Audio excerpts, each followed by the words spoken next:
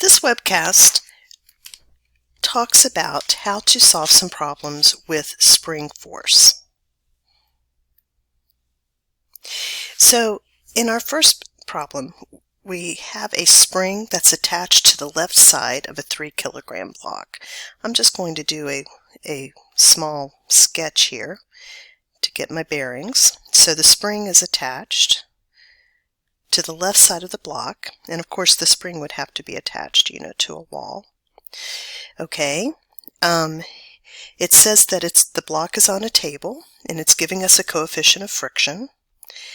Then we're going to move the block to the right by 14 centimeters, and that causes the spring to stretch by that much, 14 centimeters. So first let's start with a force diagram of the block.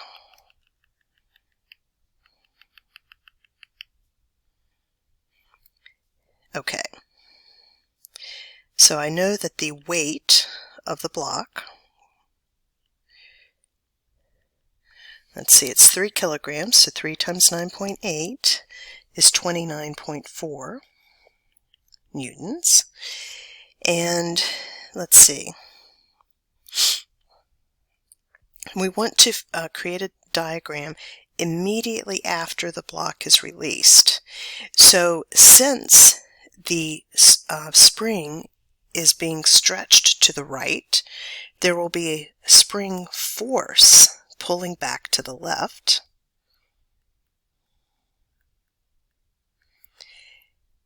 Okay, and that will be negative k delta x, which is, let's see, 280 Newton per meter times the 14 centimeters is 0.14 meters.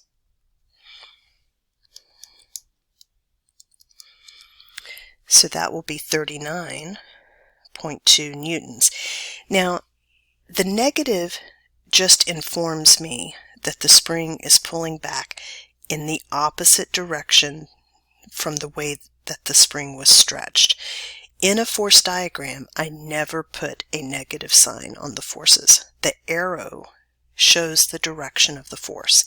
This force is going to the left, which is a negative direction, but I am not going to put negative 39.2 newtons here because I don't want to confuse myself.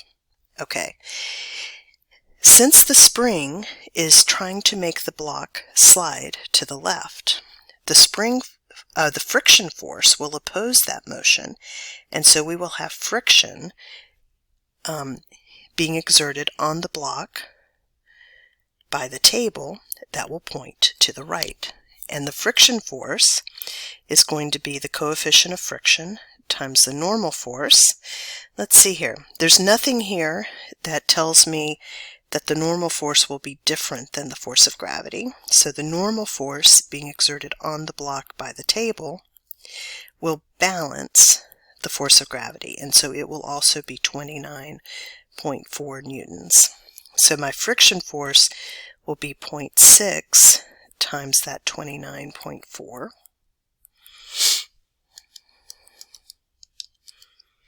which is 17.64 newtons.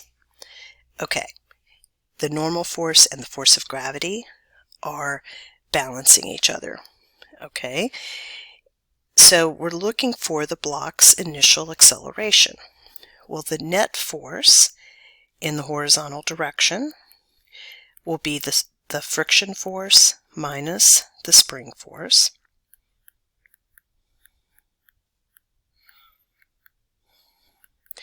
And so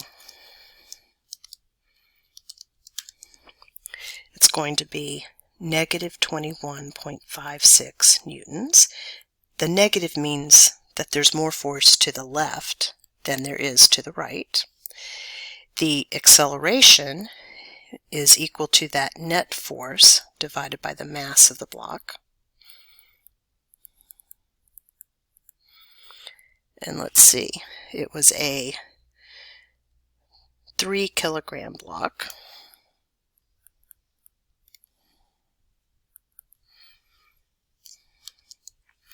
And so we're going to have an acceleration of negative 7.187 meters per second squared. The acceleration will be to the left because that is the direction of the net force. Okay, let's do another one. Here we have a spring that's hanging vertically. So here's the ceiling. We have a spring hanging here. And it says that the spring is stretched 25 centimeters from equilibrium with a block that's attached at the end of it. And the block is staying still. It's motionless. And we want to find the mass of the block. Okay. So let's do a force diagram on the block.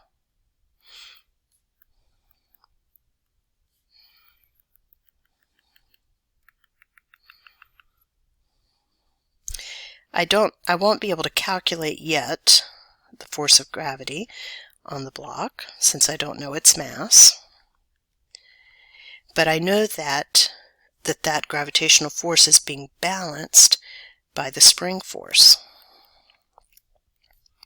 Those are the only two forces, and they're balancing since the block is not moving. Therefore, the spring force equals the force of gravity. The spring force equals negative k delta x, and the force of gravity is the mass times the acceleration due to gravity. And I'm looking for the mass of the block, and I could go ahead and solve for that. I think I'll do that. The mass is going to be negative k delta x divided by g. They gave me the k. It's 3,220 newtons per meter. They gave me the displacement. They said that the spring was stretched 25 centimeters. Now, be careful and convert that to meters, so that would be 0.25 meters. Oh, and it was stretched down. So the direction of that displacement was negative. And then, of course, g is 9.8 meters per second squared. So do you see that my two negative signs here are going to cancel? Okay, and I'm just going to put this in a calculator. 3220 times 0.25 divided by 9.8. And so the mass is 82.143 kilograms, the mass of that block. Let's do another one. I think we've got time to. Oh, good. Here's one with two springs. So again, I'm going to do a little sketch. Just helps me see what I need to see. So I've got a wooden cube sitting on a table. It has two springs attached on opposite faces. Okay, so I've got a spring on the left, a spring on the right. You know, and of course they're attached to walls over here. Okay, this is a 5 kilogram cube. The spring on the left has a spring constant of 55 newtons per meter. The spring on the right, I'll call that K1. The one on the right I'll call K2, and that is 111 newtons per meter.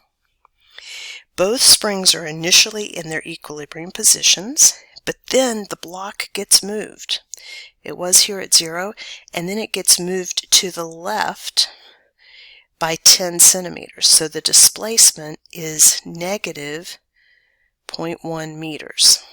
I'm going to write that a little clearer because, sorry, I just wanted to, so here is 0, that's equilibrium, but it gets moved to the left, so it's moved in the negative direction by 0.1 meters.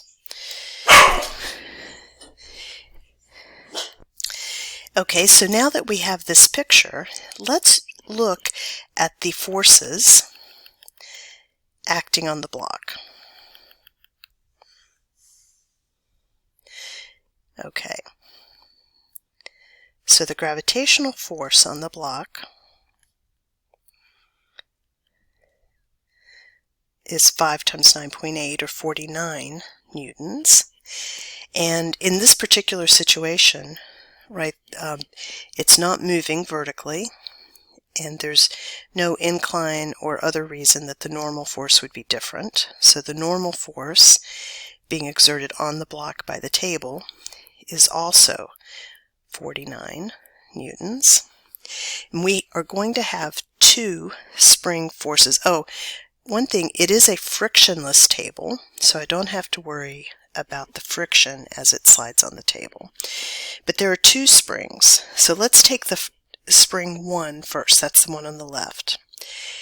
When the block is moved 1/10 of a meter to the left, spring 1 is compressed.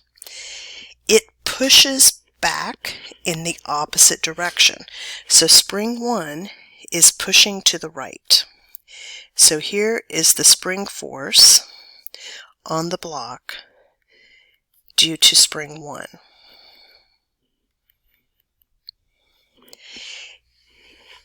Okay, let's think about spring number 2. So spring number 2 is on the right, and when the block is moved to the left, spring 2 is stretched, right? It becomes longer.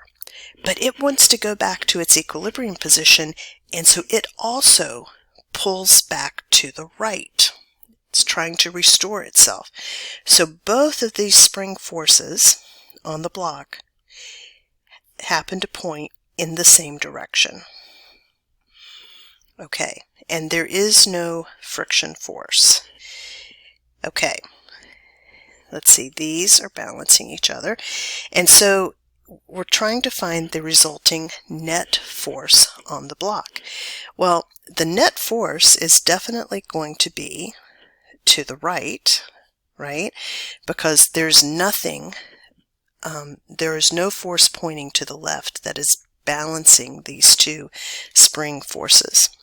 So the net force in the horizontal direction is going to be the spring force due to spring 1 plus the spring force due to spring 2. Let's see here. I think I'll just calculate them separately. Spring force 1 is negative k delta x, and so that's going to be negative 55 times negative 0.1, which is 5.5 newtons. And the spring force due to spring 2 is going to be negative 111 times negative 0.1, which is 11.1 newtons. So I've got 5.5 plus 11.1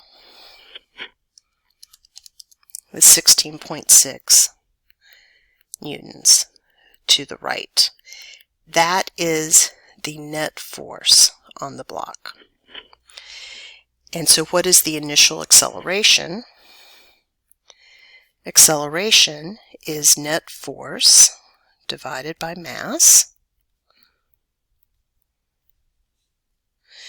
Let's see, this block is a 5 kilogram. And so we've got 3.32 meters per second squared. And this would also be to the right, right? The acceleration would be in the same direction as the net force.